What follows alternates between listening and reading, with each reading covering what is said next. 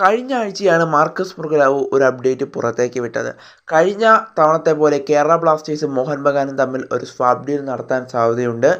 എന്നാൽ സ്വാപ്പ് ഡീലിൽ ഏതൊക്കെ താരങ്ങളെയാണ് അങ്ങോട്ടും ഇങ്ങോട്ടും കൈമാറ്റം ചെയ്യുന്നതെന്ന് ഇതുവരെയും തീരുമാനമെടുത്തിട്ടില്ലെന്നൊരു അപ്ഡേറ്റ് മാർക്കസ് പുറത്തുവിട്ടിരുന്നു.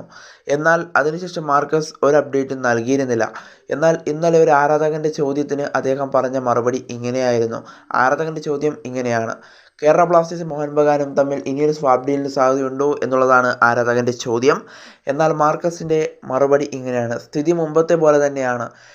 കേരള ബ്ലാസ്റ്റേഴ്സ് ആവശ്യപ്പെട്ട താരത്തെ മോഹൻ ബഗാൻ വിട്ടു നൽകാൻ തയ്യാറല്ല. അതുകൊണ്ട് തന്നെ സ്വാപ്പ് ഡീൽ വൈകുകയാണ് എന്നുള്ളൊരു കാര്യമാണ് മാർക്കസ് മുർഗലാവു വ്യക്തമാക്കിയത്.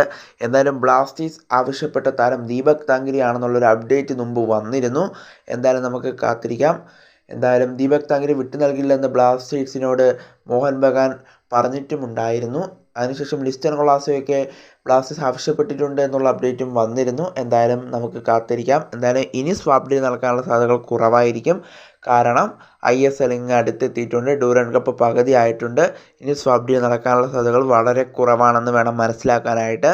എന്തായാലും മാർക്കസ് പറഞ്ഞ പോലെ സ്ഥിതി പഴയതുപോലെ തന്നെയാണ്. എന്തായാലും ബ്ലാസ്റ്റേഴ്സ് ആവശ്യപ്പെട്ട താരത്തെ വിട്ടു നൽകാൻ മോഹൻ ബഗാൻ തയ്യാറാകുന്നില്ല എന്നതാണ് ഇപ്പോൾ മാർക്കസ് നൽകുന്ന അപ്ഡേറ്റ്.